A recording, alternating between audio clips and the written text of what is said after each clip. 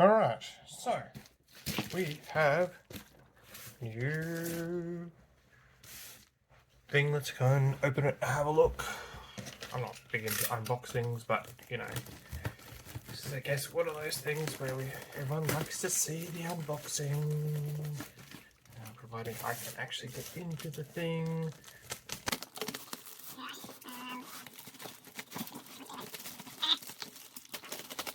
Apparently, I'm not great at unboxing.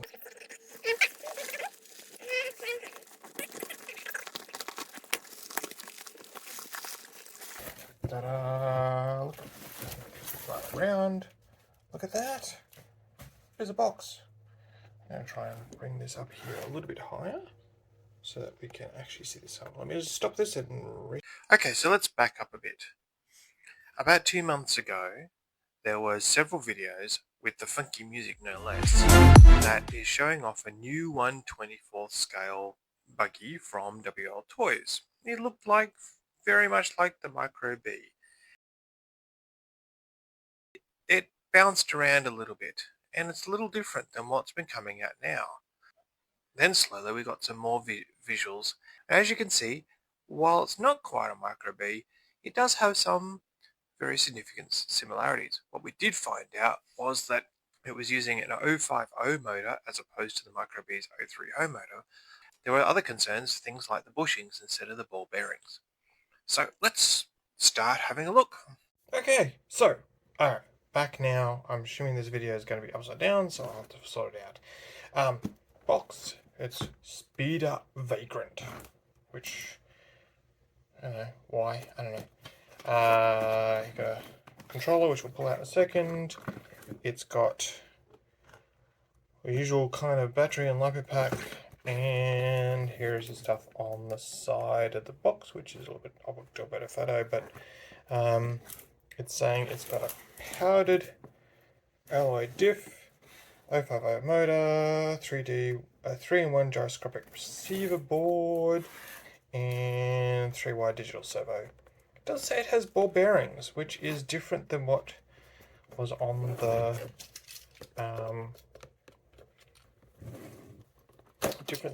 when they showed when they did the original splat. So let's pull it all out. No, I do not have. Okay, so here is the remote. Let's pull that out first. Nice small remote, not terrible. No, I see that. Got this thing here. I have no idea what that's for and why it's important that they need to add it, but it is there. Okay. Generally, it's not terrible. Has one advantage over the remote from the Wltoys is that it stands. There's no weight in that because there's no batteries, but it does stand by itself. See. It has, as we can see, it's got steering trim, gyro trim, so it's obviously the gyro, DIY light, speed settings. This is the 3 speeds. I have no idea what the reverse is, and this is some CCS. I'll figure that out. Let's have a look at that. Alright, let's pull out the rest here. Instructions, we'll have a quick look at that in a second. And there it is. Big gap underneath. Let's pull all this down. Okay, so I'm so sure someone's upset with how I'm doing this. There we go. Okay, so here's the unit. It's fairly there. Okay, super bouncy. This is a lot more bouncy than the Micro B, which means it's going to be, we need to work on that. In terms of tyres, the tyres are very, very soft, very, very similar to the standard Micro B tyres. The fronts are very, very similar. It's a bit of spin there. We'll have to check if there's actually the bore races or the bearings. Let's pull the lid off and actually have a look. Right, so there you have it. Now, interestingly enough, I think they've sorted out some of the issues that the Micro B have here. So one of those is the fact that they've opted for an actual pin mechanism, which is nice because the Micro B's use of the Velcro is a little bit finicky, and if you have any kind of pressure, that Velcro pops off and it sort of goes everywhere. It's not quite centered, but that's okay. But yeah, that works out really well. There's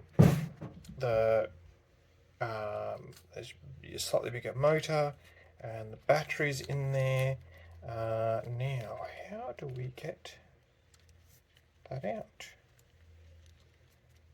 Okay, so unlike the Micro B, there doesn't seem to be any mechanism to get the battery out, other than unscrewing these particular things here. So that's an interesting point. I guess their view is that you don't change the batteries very often. That's not going to be great in racing. So obviously we do a lot of stuff here, more with racing than we do anything else. So I'm going to be trying to set this up for actual trying to race. Interestingly enough, you've got the drive cups, they're all metal. Everything's metal through there, which is again, it'll be interesting to see what we can actually use between the things. Generally though, it's a little bit, what's it like in terms of the motor? Ooh, that's a bit crunchy through there, but I don't know if that's just a stronger motor. Oh, I don't know if you can hear that. It's really stiff through the gearbox. Now, that might be just because it's brand new, but that just feels either a bit tight. So I might need to pull that down and have a look. So, what I think we'll do from here is I'm going to stop. We'll take it for a little run, and we'll see how we go. Okay, so I don't usually do dirt, but let's see how this goes. We usually race on carpet, and so I'm going to try and do this one-handed, and we'll see how we go. There's a real... Alright, now, it looks like every time you turn it on, you've got to set it to be up to this full speed. Alright.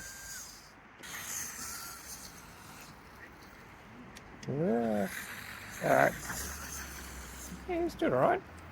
You know, not terrible, but let's see if this gyro is actually going to help. So, trying to do this one-handed is not good. I now understand why YouTubers do other things. Let me just set up a tripod and we'll come back. Alright, so I would say that this hill is ridiculous, but hang on, let's see if we can actually get it up the hill. Hey, look at that.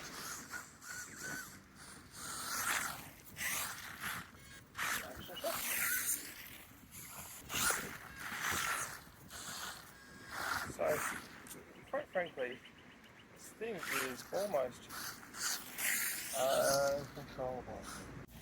Alright, now let's try it with the power on one on the just bitumen. So this is at 1 speed. Ugh. I find the fan just digs in way too much. Now that could be because of the shocks, it could be a whole bunch of things. Alright, so that's fine. We got to 2 speed. Now, one thing I'll say, it's a little bit, steering is a little bit off, but you need to dial up the gyro. The more, you really need to dial up the gyro if you're trying to get it to be more controllable at higher speeds. But yeah, you can see that. I don't know if you can see that. As soon as you put any power on the rear, you just lose all grip. Now that could be just because of the tyres. See what happens. Now I'll go to 3 speed. That's 3 speed. I'll dial up the gyro a lot.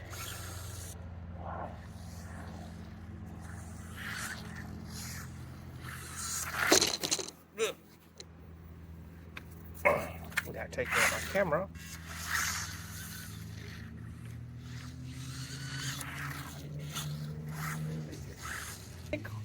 What we need to do now is we need to see if we can actually dial this car in and pull it down on the bench and see if we can actually get it to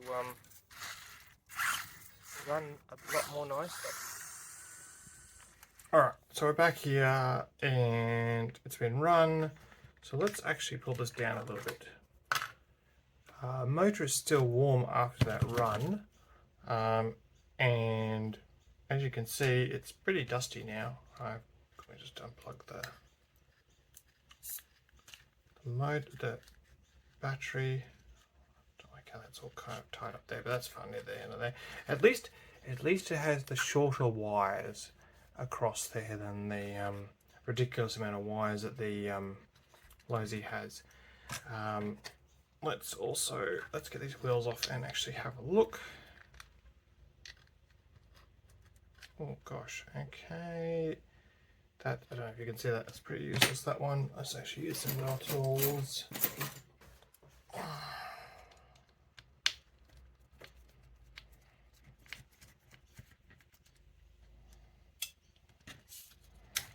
So yeah, it uses the same similar hex as the Wltoys. Let's pull this off here.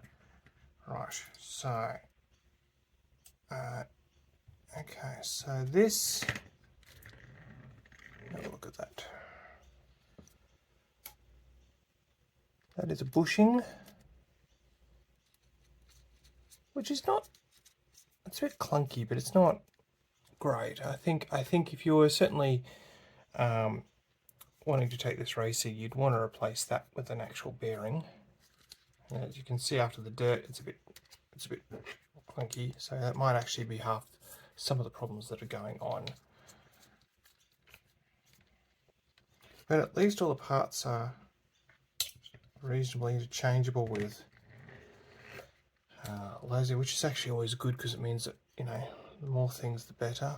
Everything else looks like it's in. I hope I haven't lost that on the thing. I know. There we go. It's always the problem with playing around with small vehicles. Alright, let's have a look here.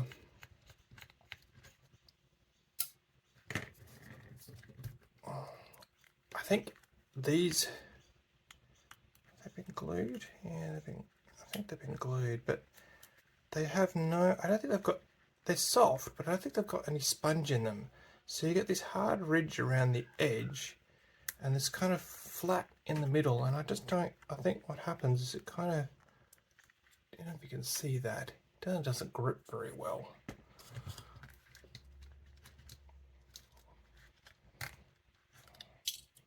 And again, you've got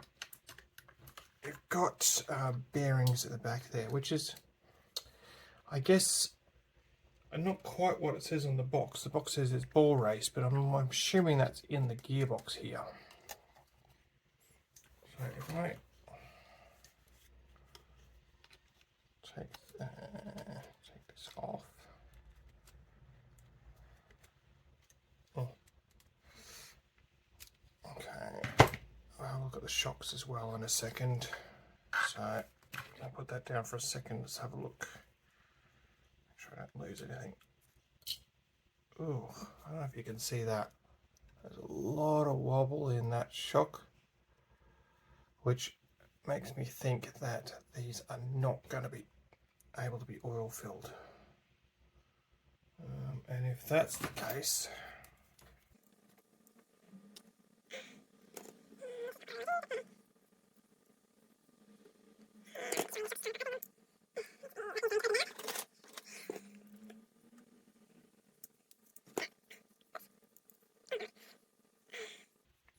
because unfortunately at the moment these shocks are bouncing around worse than bloody charisma shocks, but I had a feeling that we could oil fill these.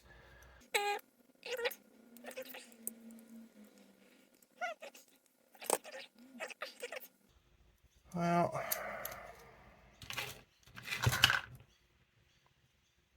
oof, no, okay. So these shocks, I don't know if sorry, I'm off the camera there. These shocks cannot be oil filled. They're literally a screw that goes down a tube, and then that's there. It's like they're actually, I think they're supposed to be kind of Loctite on, which is why I was having so much trouble opening them. So no, anyone who thought you could oil fill these shocks, that is not the case. And really, without some decent oil in these shocks, they're not going to be any good. At least for any kind of off-road. Now, granted, this is a much cheaper car. You're kind of going to get what you pay for. But they would be one of the things that if you're going to upgrade, that you actually genuinely look at upgrading.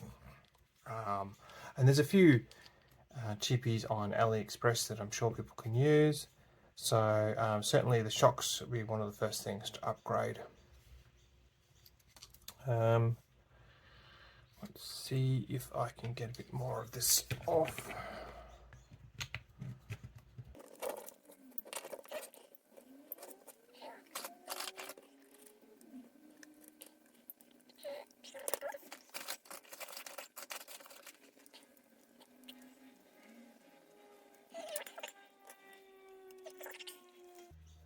I like these small cars, but my God, it gets difficult when you're trying to figure out what something is at a really low size. Let's pull that up.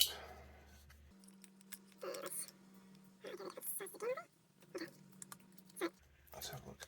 A battery, yeah. The only way to get this battery in and out is to undo the top plate. Standard battery, but at least, if nothing else, this means that we might get some more cheaper batteries in the market for people that have spare ones, which doesn't go astray. Considering all this effort someone probably went to actually put this all together, I'm about to pull the whole thing apart. Anyway, that's what you get, I guess. Interestingly enough, at least the servo uses the small 3-wire plug, so if you're going to replace this with your own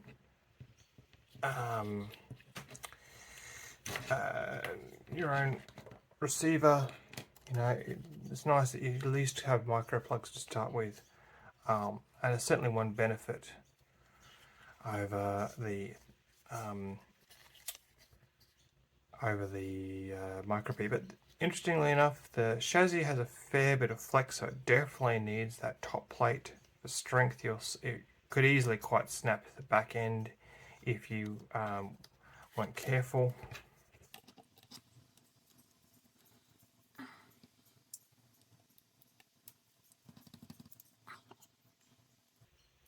Now, at some point, it'd be interesting to do a video completely comparing all the various parts and seeing how much is interchangeable. I get the feeling there'd be quite a fair few things. So you can see that back is quite flexible. Now, with the top plate, not a problem. I don't think that that's a big issue. Interestingly enough, there's not much wobble in the front, which is really good. They seem to have, where's my, yeah, they seem to pretty much got fairly strong bits. I can't see this being too much of a problem, other than the terrible shocks. The servo seems okay. It seemed alright when I was driving around. Now, obviously, we'll see what that's like when it comes to actual racing. Oops, there's all that grit and stuff from when we were racing in the dirt. Other reasons to pull the car down. Let's.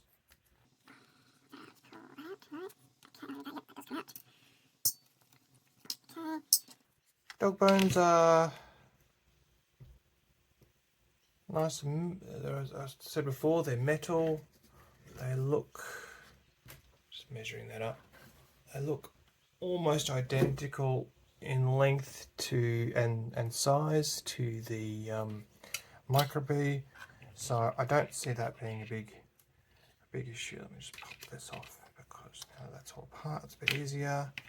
And again, hubs are standard, so I'm again not being too worried. But again, I would like to replace all these bushings with ball bearings, which I won't do.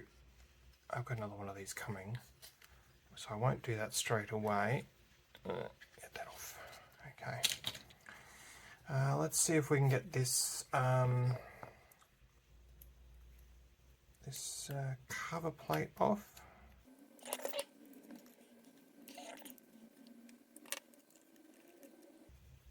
I want to have a look at this gear mesh as well, because I was a bit concerned about that when I first started this. Okay, only one. Oh, okay, so one screw at the bottom and the whole lot comes off.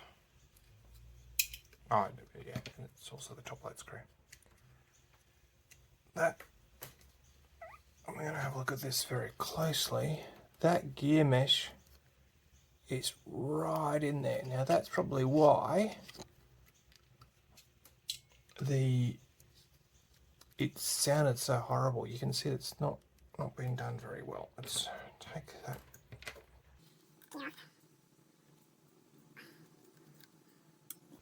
I've used some Loctite on some of these parts, but that's fine. It's not a big deal.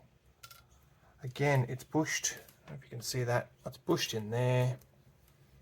So that's a little concerning in terms of, you can see, however, in the drive cups that's ball raised. So yeah, it's that. You can't adjust that gear mesh is not adjustable. Let's see if I go down here. I'm just having a closer look.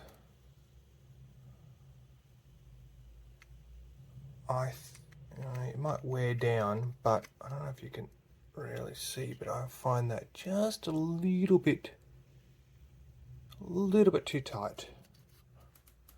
But as you can see, it's not there. So what I would almost do is I'd pull the motor out and just shuffle it that way a little bit.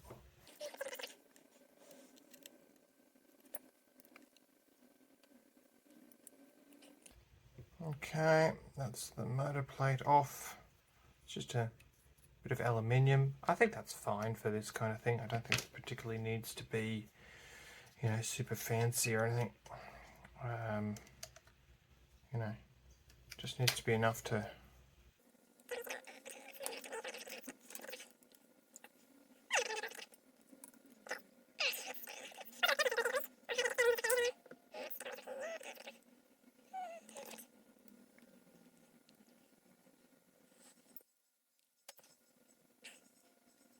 So the question, of course, will be whether they'll end up doing another version of this with brushless, which I think would be just overkill, or whether they will end up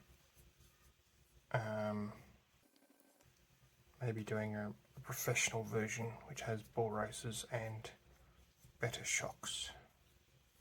And I can see why. I mean, the ball races are probably fairly cheap, but the shocks would be. So I can see why they probably didn't want to spend the money and trying to keep a product incredibly cheap to.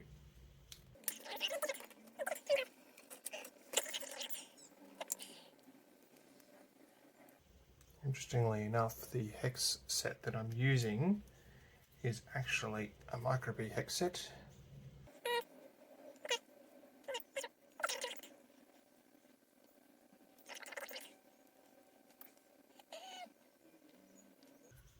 Because I'm going to see if I have any spare bearings. Alright, so let's have a look. So inside's quite nice.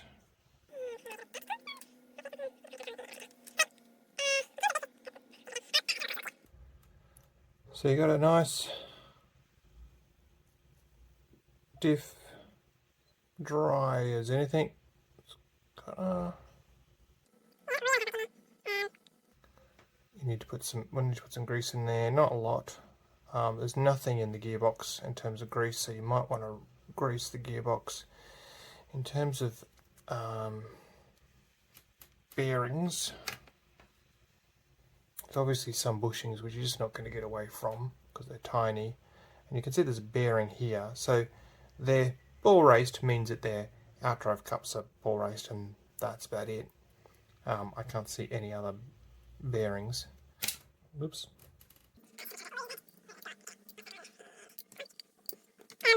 But certainly there's some other parts that you could ball race in this, like that bearing there, if you could find something small enough to go in there. Yep, and then let me pull that out. You could certainly, and I think that'd be about where you'd want to do, really. I mean, it runs pretty smooth. I mean, it's kind of like, if you really wanted to do it, you could, but you don't really need to.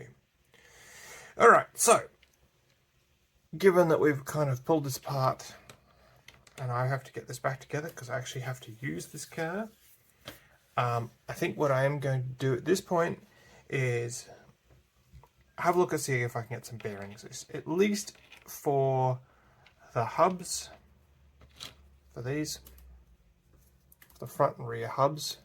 Make sure that's all good. And then the other thing I'm going to do is I might just try and move this motor back. I'm just going to try and move this motor back a fraction. Give it a little bit more play in that thing, but that also might just wear in. Other than that, I'm reasonably happy that all the jobs on this are fine. And then I'm going to see if we can find something else for the shocks, and see if we can find a nice replacement or something at least it can be oil filled to go into there. And then what we'll do is we'll take it next Sunday to the Brisbane Mini and Micro RC Club, and we'll race it on carpet. And we'll be racing against stock micro Bs and other kinds of micro Bs, and we'll see how we go. Thank you if you've managed to stick around this long. Appreciate it. I know this is a fairly long video. This is not really great for the YouTube algorithm. Don't really care. I'm not going to ask you to subscribe. That's up to you. I do videos rarely. Enjoy this bit of information. I hope that this is helpful. Certainly think this platform has some good opportunity to actually give the micro Bs a run for their money. The question is whether you can get them running as well as a micro B for less than what it costs to buy a micro B. Remember, there's only about in Australian dollars, there's only about $100 difference, so it makes a big deal to make sure you can get this stuff cheaply enough. Alright, on that note, thanks very much. Catch you later.